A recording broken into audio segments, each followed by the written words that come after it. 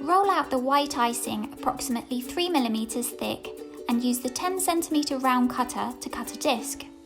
Use the nozzle to remove a small hole in the centre. Drape the icing over the doughnut and smooth in place using the palms of your hands.